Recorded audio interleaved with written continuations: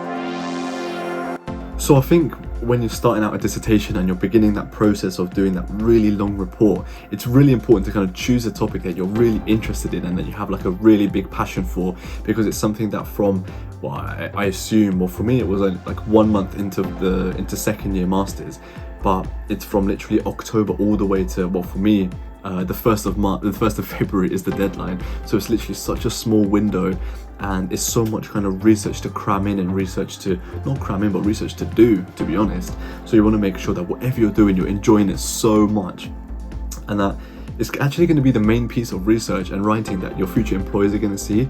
So don't just do something for the sake of it. Don't choose something generic, because so many things have already been done. Does it link with your design work? Does it link to any passions that you have outside of architecture? I think these are things that we need to consider, and you should consider when you're doing your thesis dissertation, so that you just don't do something for the sake of it, but you choose it because you have such a love for it and you're going to be excited when it comes to writing about it. And I think what I'd say is research a lot, do as much research as you can, and use a range of mediums, whether it's going to be through ebooks, books, videos, any online resources, research papers, existing research that's already been conducted by people. What else could you do? You could even do interviews or surveys of your own. Things like that, primary and secondary research, it's so key just to have a variety of both of them together, because then you kind of have a much more sophisticated report. And therefore, like, I think the more research you do, the better your understanding will be of your own topic, because we go into the thesis, the dissertation, a bit naive, to be honest. We think, let me have a bit of fun, I can kind of write what I want. But as the weeks go on, your tutors and your supervisors will be like, be more specific, be more specific, be more specific. And you're kind of just like, how can I even narrow this down even more than I already have? So I think you have to really come to grips and really understand what it is you want to talk about, why you want to talk about it, and what's the kind of gap that you found that you think is going to bridge this connection between what's existing and what's to come. And then when you do your research, you can break it down into points, make sure like your chapters and subtopics are related, and then it will kind of help you. These starting points, these bullet points that you make, they're just the initial kind of highlights for each kind of section, each chapter, and then you can articulate it, then you can create the paragraphs and the chapters and the long form text that you really need. But in these early stages, whilst you're researching, write your notes, write your notes. Make sure you kind of keep a track of this, whether it's going to be on Word, a Google Doc, or any other softwares that are out there and programs that can actually help you when you're doing these long form reports and dissertation style writing. And I just want to finish up with a couple other points that I think are going to be really relevant to you, because they've been really helpful for me so far, and I'm only halfway through the process of doing my dissertation and writing out my thesis. I'd say write whilst you research, like I said in the point before, refine your structure. It's very easy to get carried away. I think at the beginning though, I could recommend it because I think it's really useful, and so many people have done it in the past. I'm doing it now, and so many will do it in the future, and that's just to write. You can refine and define your structure as you go on, but almost every time the struggle is really with starting. The struggle with kind of reports and dissertations like this is, how do I get my thoughts up here, down there, and like writing down? you kind of want to, so many people kind of do this filter in their heads and they're like, oh, I'm not going to write down, it's not going to be perfect.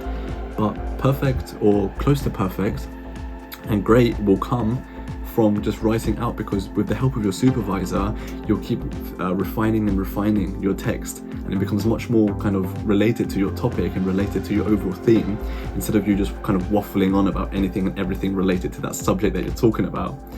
And something else kind of related to that is make sure that you always refer back to the main question, your main thesis topic. Don't go off track. You can create small divergence if they're kind of related and kind of lead to a kind of a sub point, but don't linger on those. Make sure you're always talking about the main thesis topic, your question. What are you responding to? What have you asked yourself? And what are you answering, pretty much? And once again, and I beg all of you to do this, please, because I've gone through the hard times of having to go to do this at the end, and it's such a struggle. Don't forget to reference. Don't forget to do your references. As you're researching, do the AP. You can use Cite for Me. You can use, what was the other one? Mendeley, something like that.